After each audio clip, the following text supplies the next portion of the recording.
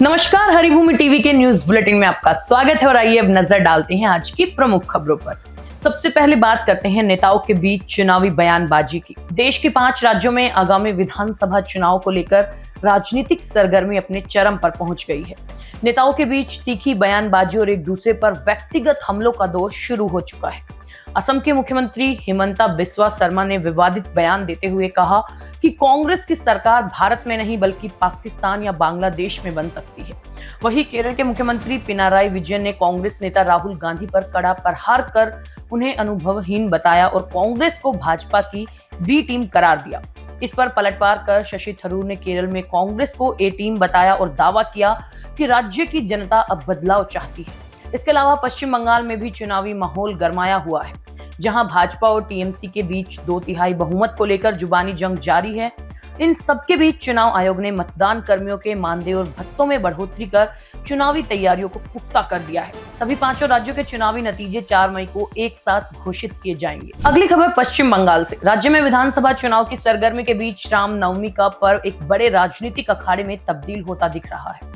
27 मार्च को होने वाले इस उत्सव के लिए पूरे राज्य में करीब 20,000 शोभा यात्राओं की योजना है, लेकिन सबकी नजरें विशेष रूप से आसनसोल पर टिकी हैं। साल 2018 की भीषण हिंसा के जख्मों को याद कर प्रशासन अलर्ट पर है और हावड़ा से लेकर आसनसोल तक सुरक्षा के कड़े इंतजाम किए गए हैं।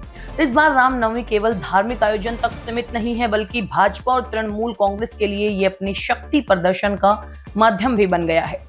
भाजपा यहां बांग्लादेश और मुर्शिदाबाद में हिंदुओं पर हुए कथित अत्याचारों को मुद्दा बनाकर जनसंपर्क साध रही है। वहीं टीएमसी अस्त्रहीन संकीर्तन रैली के जरिए अपना अलग संदेश देने की कोशिश में है।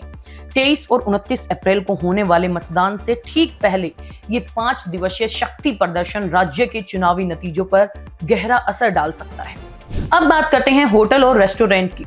घर से बाहर खाना खाने वाले ग्राहकों के लिए खुशखबरी है। केंद्र सरकार ने साफ कर दिया है कि रेस्टोरेंट संचालक अब खाने के बिल में अलग से LPG charge, gas crisis charge या किसी भी तरह का ऑपरेशनल कॉस्ट नहीं जोड़ सकेंगे। रेस्टोरेंट को अपने सभी खर्चों जैसे गैस की बढ़ती कीमत या सर्विस कॉस्ट को मेन्यू कार्ड में दी गई डिश की कीमत में ही शामिल करना होगा। ये फैसला बेंगलुरु के एक कैफे द्वारा नींबू पानी के बिल पर 5% गैस क्राइसिस चार्ज वसूलने के मामले के बाद आया। सरकार का मानना है कि ये सर्विस चार्ज पर लगी रोक को घुमाकर लागू करने की कोशिश है, जो उपभोक्ता अधिकारों का सीधा उल्लंघन है। यदि कोई रेस्टोरेंट ऐसा अतिरिक्त शुल्क वसूलता है तो ग्राहक नेशनल कंज्यूमर हेल्पलाइन 1915 या ई जागृति पोर्टल पर इसकी शिकायत दर्ज करा सकते हैं। अगली खबर एयर इंडिया की। यात्रियों से भरा अत्याधुनिक विमान एक बार फिर तकनीकी खराबी के कारण सऊदी अरब के हवाई क्षेत्र से वापस लौट आया। विमान ने गुरुवार सुबह दिल्ली से लंदन के लिए उड़ान भरी थी, जो करीब 4 घंटे बाद ही वापस लौट आया। यात्रियों ने उड़ान के दौरान विमान से असामान्य आवाजें आने की शिकायत की थी, जिसके बाद सुरक्षा कारणों से इसे वापस दिल्ली डाइवर्ट किया गया। कुल 7 घंटे तक हवा में रहने के बाद विमान दोपहर 12:30 पर सुरक्षित लैंड हुआ। विमान में 15 मार्च को भी ऐसी ही समस्या आई थी, जब इसे आयरलैंड के शेनन की ओर मोड़ना पड़ा था। इसके अलावा विमानन नियामक डीजीसीए ने वैंकूवर फ्लाइट मामले में भी एयर इंडिया पर सख्त रुख अपनाया है, जहां गलत विमान भेजने के कारण फ्लाइट को बीच रास्ते से लौटना पड़ा था। एयर इंडिया ने यात्रियों को हुई असुविधा के लिए खेद जताते हुए वैकल्पिक व्यवस्था का आश्वासन दिया है। अंत में बात करते हैं मोनालिसा भोंसले की।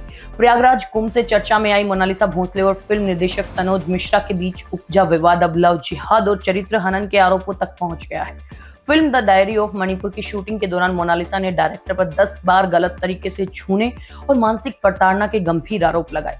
केरल के कोची में आयोजित प्रेस कॉन्फ्रेंस में उन्होंने सुरक्षा की गुहार लगाते हुए कहा कि उनके पति फरमान खान को आतंकवादी बताकर निशाना बनाया जा रहा है। दूसरी ओर डायरेक्टर सनोज मिश्रा ने इन आरोपों को सिरे से खारिज कर इसे एक बड़ी साजिश का हिस्सा बताया। उन्होंने दावा किया कि मोनालिसा जिहादियों के जाल में फंस चुकी है और उनसे दबाव में ये आरोप लगवाए जा रहे हैं। सनोज का कहना है कि वो लव जिहाद के खिलाफ अपनी लड़ाई जारी रखेंगे। वहीं मोनालिसा और उनके पति फरमान ने स्पष्ट किया है कि उन्होंने हिंदू रीति रिवाज से शादी की और यदि उन्हें अलग करने की कोशिश की गई तो वो आत्मघाती कदम उठा सकते हैं।